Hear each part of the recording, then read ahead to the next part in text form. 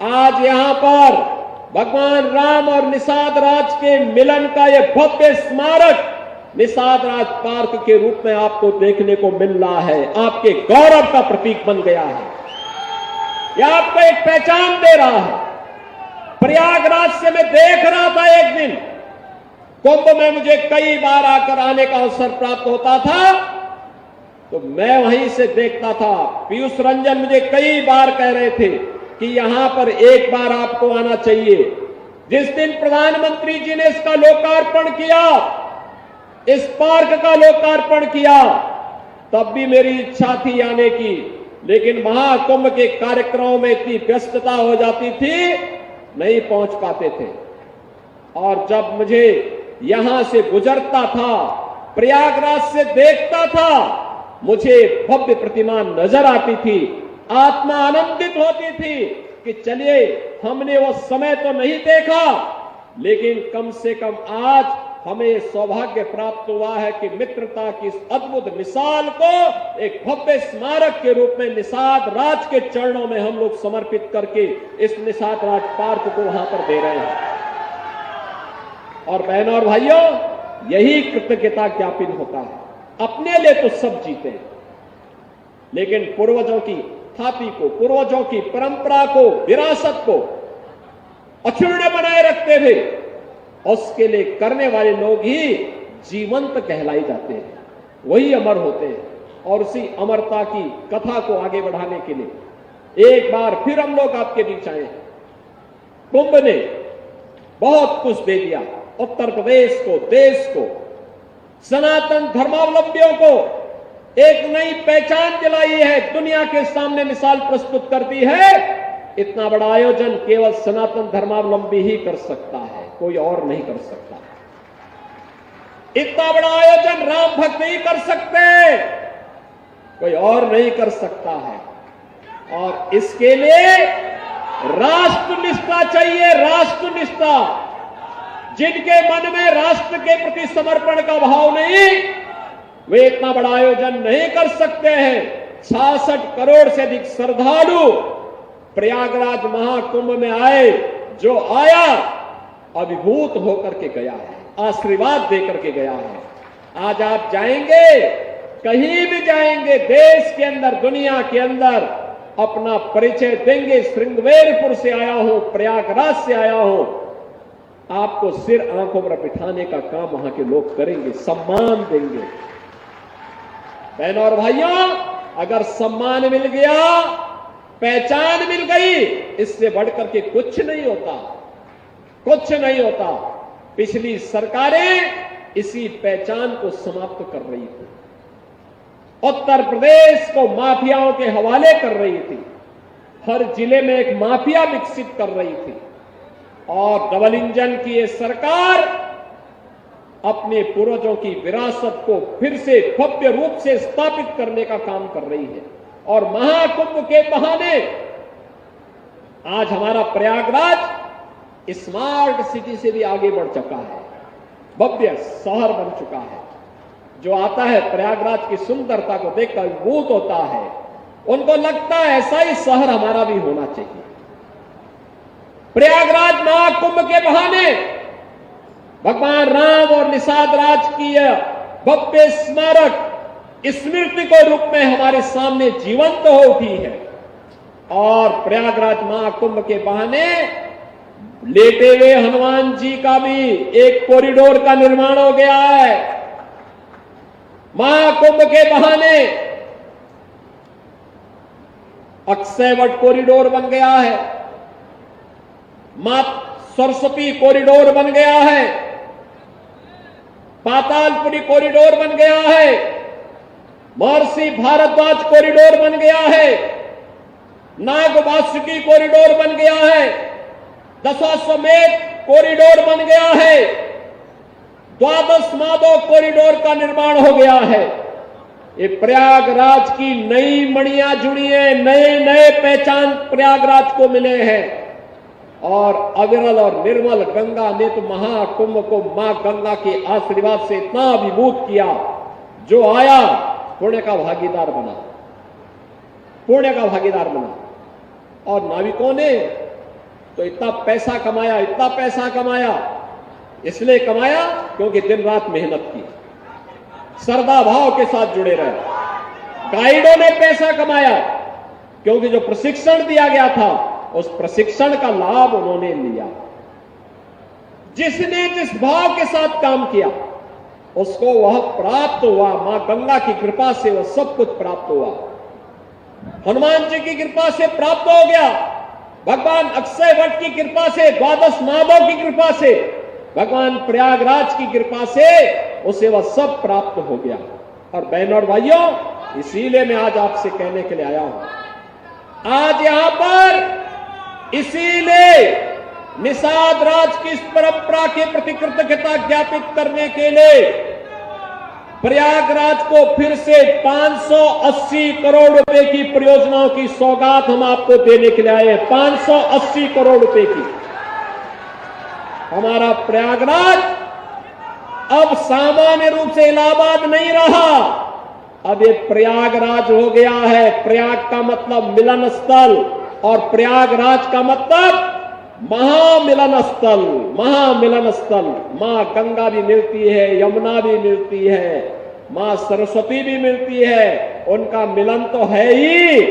यहां पर भगवान राम और निषाद राज का भी मिलन हुआ था। ये है मिलन स्थल, ये है प्रयागराज, ये है प्रयागराज।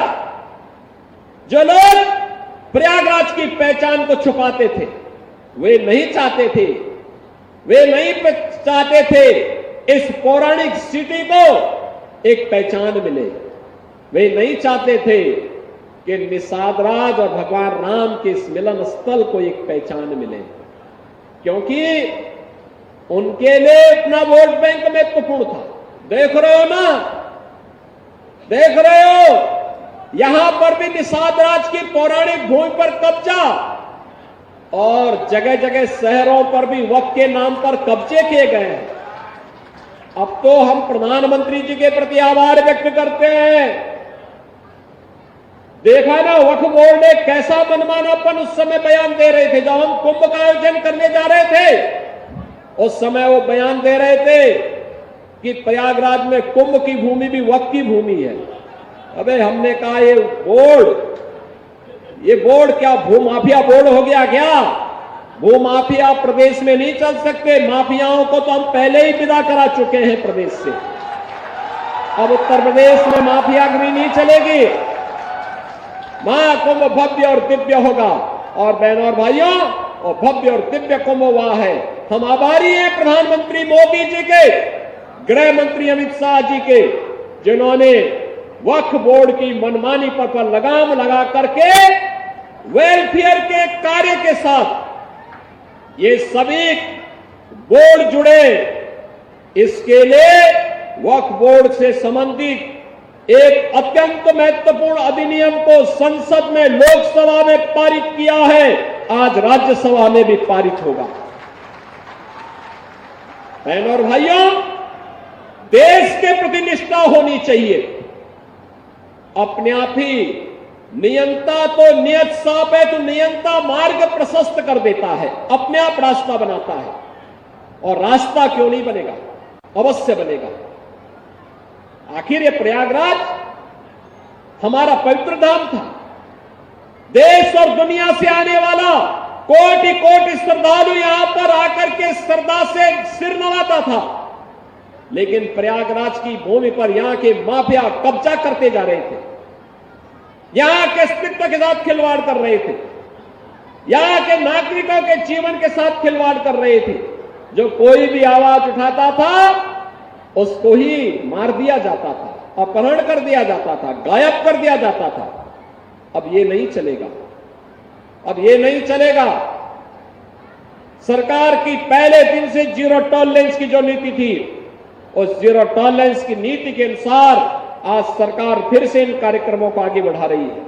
और मैंने यहां पे कहा है, यहां पे भी निषाद राज का ये भव्य पार्क बना है, मिलन का पार्क। इसने प्रयागराज के नाम को फिर से सार्थक किया है। ये प्रयागराज के नाम को सार्थक करने की व्यवस्था अगर प्रयागराज में मां गंगा, मां यमुना और मां सरस्वती का मिलन, महामिलन होता है, तो इसी प्रयागराज में भगवान राम और निषाद राज का भी मिलन हुआ है। ये मिलन हुआ है और इसीलिए प्रयाग नाम सार्थक हुआ है। ये प्रयाग नाम यहां पर सार्थक हुआ है और यहां पर विकास के लिए हमने कहा है, जहां पे भगवान राम रात्रि में विश्राम किए थे वहां का भी सुंदरीकरण होना है, घाटों का निर्माण होना है, यहां पे और भी सुंदरीकरण के नाम पर कार्यक्रम भी होंगे और विद्युत सौदागृह भी बनेगा। साथ साथ यहां पर हम लोग ऋषि श्रृंगी, महर्षि श्रृंगी के माता शांता के मंदिर के सुंदरीकरण के कार्यक्रम को, अगर मंदिर है तो सुंदरीकरण के कार्यक्रम को, संस्कृत विद्यालय के पुनरुद्धार को आगे बढ़ाने का काम भी करेंगे। संस्कृत का अध्ययन हो यह भी करेंगे और यहां पर जो हमारे केवट, निषाद, मल्ला, ये सभी लोग जो यहां पे निषाद राज की परंपरा को आगे बढ़ा रहे हैं, मैं प्रयागराज के अपने प्रशासन से कहूंगा कि अभी से योजना बनाएं, इनको अच्छी नौकाएं तो मिले ही, साथ साथ अगर सीएनजी की नौका भी मिल जाए उसके साथ, तो हमें अभी से व्यवस्था करनी चाहिए।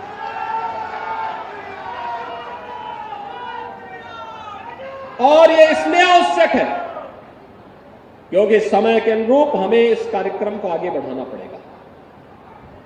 मां गंगा की अविरलता और निर्मलता को बनाए रखने के लिए मैं आप सबसे आह्वान करूंगा। ये हमारी विरासत की प्रतीक है, देव नदी है, दिव्यता की प्रतिमूर्ति है। उनके आशीर्वाद के बगैर हमारा कोई कार्य आगे नहीं बढ़ता, कोई संस्कार आगे नहीं बढ़ सकता।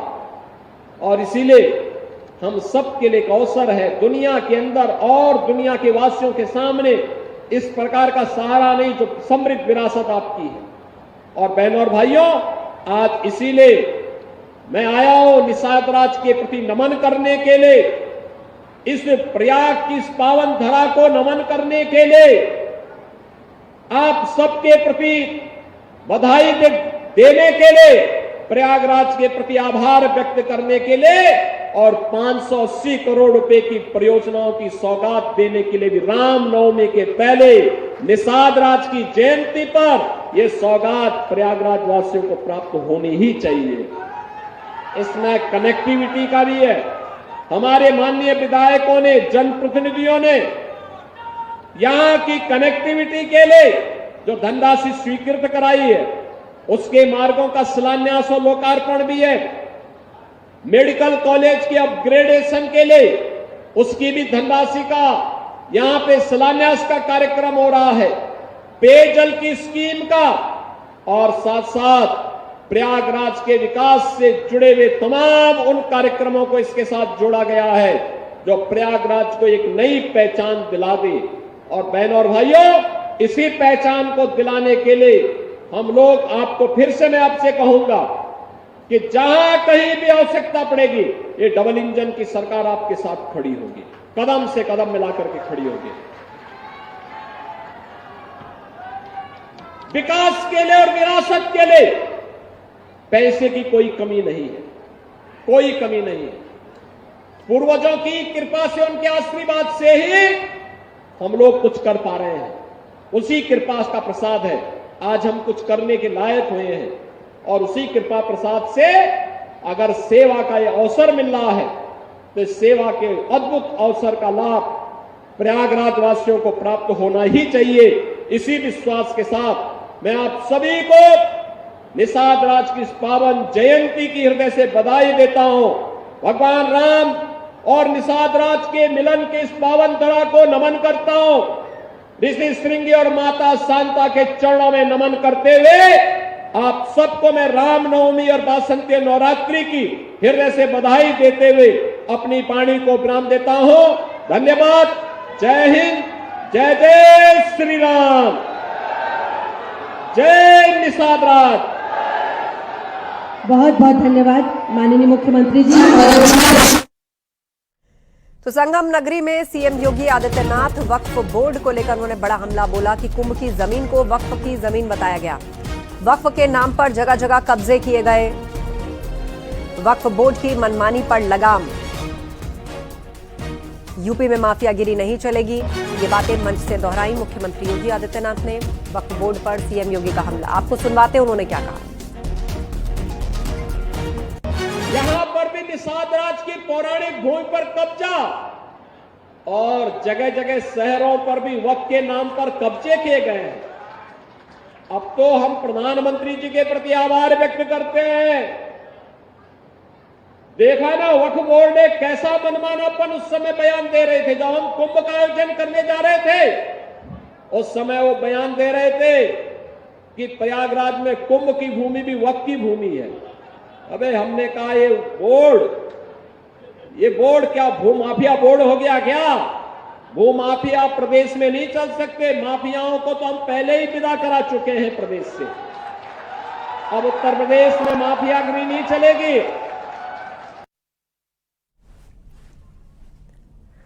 तो सीएम योगी प्रयागराज के दौरे पर है और एक कार्यक्रम के दौरान एक बच्चे ने मुख्यमंत्री को महामृत्युंजय मंत्र भी सुनाया। ज्वलम पावतं तले कलेवलम्बलाम्बितं भुजङ्गतुङ्गमालिकं दमद्दमद्दमद्दम निनादवन्दमाद्वयं चकार चन्द्रताण्डवं तनोतु नः शिवा शिव फलाधर हेन्द्रनन्दनी पिलासु बन्धु बन्धोदर अस्वस्ति कंधु संतति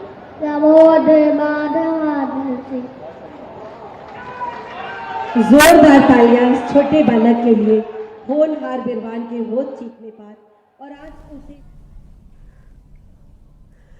और अब आपको राज्यसभा लिए चलते हैं। वक्फ संशोधन बिल पेश हो गया है और केंद्रीय मंत्री किरेन रिजिजू राज्यसभा में इस वक्त बोल रहे हैं। वक्फ काउंसिल में और स्टेट वक्फ बोर्ड में और ब्रॉड बेस करके इंक्लूसिव होना चाहिए। ये बंद कमरे में कुछ लोग बैठा है ऐसा लग रहा है, इसको खोलना चाहिए, ब्रॉड बेस करना चाहिए। साथ साथ में सेक्रेटरी जो सेंट्रल वक्फ काउंसिल और स्टेट बोर्ड है उसका स्तर सीनियर लेवल होना चाहिए। उस समय under secretary deputy secretary rank का था, उसको कहा कि ज्वाइंट सेक्रेटरी एडिशनल सेक्रेटरी का रैंक ऑफिसर को नियुक्त करना चाहिए। और साथ में सर बच्चों और महिलाएं और बच्चों के लिए स्पेसिफिक कदम उठाना चाहिए। ये सच्चर कमेटी ने उस समय रिकमेंडेशन किया। और उसके बाद एक ज्वाइंट पार्लियामेंट्री कमेटी का गठन हुआ जिसका अध्यक्षता के रहमान खान ने किया। और के रहमान खान जी अल्पसंख्यक मामलों का मंत्री भी रहा है, वरिष्ठ सदस्य थे। उन्होंने फिर पूरे ऑल पार्टी का सदस्य का एक जेपीसी हेड किया। उसमें कई मुद्दे उन्होंने रखे हैं और रेकमेंड किए हैं। मैं मेन वाला को यहाँ पॉइंट आउट करना चाहता हूँ। एक तो उन्होंने पॉइंट आउट किया कि जो इंफ्रास्ट्रक्चर है वक्फ बोर्ड का वो काफी नहीं है और मैन पावर और फंड बहुत ही मीगर है, कम है, छोटा है, वो काफी नहीं है। दूसरा कहा कि ऐसा लगता है कि सारा जो झंझट है वो मुतावली पे केंद्रित है। मुतावली को कैसे अपॉइंट करना चाहिए, कैसे हटाना चाहिए, सारा विषय वही केंद्रित है। इसको भी पॉइंट आउट किया है। फिर डॉक्यूमेंटेशन के बारे में और सर्वे के बारे में वक्फ प्रॉपर्टी और लीगल जो सेटअप होना चाहिए वक्फ को लेकर के, इसके बारे में भी computerisation of Waqf board, central data bank होना चाहिए, इसका भी उस समय के जेपीसी ने कहा। म्यूटेशंस, रेवेन्यू रिकॉर्ड और to adopt sound and acceptable financial and budgetary practices, इसका भी सुझाव दिया। और फिर लीज करने का जो वक्फ प्रॉपर्टी को किस तरीके से लीज होना चाहिए इसका भी सुझाव दिया है। जितना ये 3 कमेटी रिपोर्ट्स सचर कमेटी को मिलाते हुए जो मुख्य रिपोर्ट रिकमेंडेशन किया है, सर मैं आपके माध्यम से सदन को बताना चाहता हूं, वो सारा कांग्रेस सांसद इमरान मसूद ने वक्फ संशोधन बिल को लेकर एक बार फिर सरकार पर निशाना साधा। साथ ही जो मुस्लिम इस बिल का समर्थन कर रहे हैं उन पर भी इमरान मसूद ने करारा हमला किया है। आपने तो हर चीज को बुलडोज कर दिया ना, तो आप बुलडोजर तो चला ही देते हो, हर चीज के ऊपर बुलडोजर चला देते हो। हमारे मकान के बुलडोजर चलाने में आपको टाइम कहाँ लगता है? तो आपने हमारे अधिकारों के ऊपर भी बुलडोजर चला दिया। तो इमरान मसूद क्या करेंगे? क्यों कानून बन गया है, देश का बनने वाला है, राष्ट्रपति मंजूरी दे देंगे, कानून बन जाएगा। उसके बाद इमरान मसूद, कांग्रेस और विरोधी दल जो विपक्षी दल है क्या करेंगे? क्या रणनीति? देखिए, लंबी लड़ाई है, एक दिन की लड़ाई नहीं है, लंबी लड़ाई है, कोर्ट में भी लड़ी जाएगी, क्योंकि संविधान के जो संरक्षक है सुप्रीम कोर्ट है, लड़ाई लड़ेंगे, कानून का राज होगा। लेकिन कभी आपको मौका मिला, अगर ये बिल बुरा है, क्या इसको आप सही करेंगे? 100%। क्यों नहीं करेंगे? 100% करेंगे। हमें जब भी मौका मिलेगा तभी करेंगे। कैसे कम मौका मिलेगा? किस तरीके का मौका मिलेगा? लोकतंत्र के अंदर कोई अजय अमर नहीं होता, व्यवस्थाएं बदलती है, सरकारें आती हैं जाती हैं, कभी तो सरकार आएगी, हमारी भी आएगी। देखिए, प्रियंका जी यहाँ पर मौजूद नहीं है, और इसकी गंभीरता को देखते हुए राहुल गांधी 3 बजे तक हाउस के अंदर बैठे रहे, इसकी गंभीरता को देखते हुए। और जो हम बोल रहे हैं राहुल गांधी के निर्देश पर क्यों बोल रहे हैं? राहुल गांधी ने बिल्कुल स्पष्ट कर दिया, उनका आप कल रात का ट्वीट पढ़ लीजिए। सरकार गंभीर नहीं है, सरकार की गंभीरता है। प्रधानमंत्री जी, अगर ये इतना गंभीर विषय था, प्रधानमंत्री जी क्यों नहीं रहे? ये सवाल आप राहुल गांधी के ऊपर लगा रहे हैं, प्रधानमंत्री जी क्यों नहीं रहे? कर रहे हैं, और कई मुसलमान मिठाइयाँ भी बांट रहे हैं, मोदी की जीत की जय जयकार कर रहे हैं। कुछ तनख्वाहिए भी होते हैं, हर कौम के अंदर होते हैं, ये तनख्वाहिए हैं जो मिठाइयाँ बांट रहे हैं। और वक्त एक ब्रेक का है, जल्द लौटेंगे। आप देख रहे हैं न्यूज़ 18 उत्तर प्रदेश उत्तराखंड। एसिडिटी। आप देख रहे हैं न्यूज़ 18 उत्तर प्रदेश उत्तराखंड।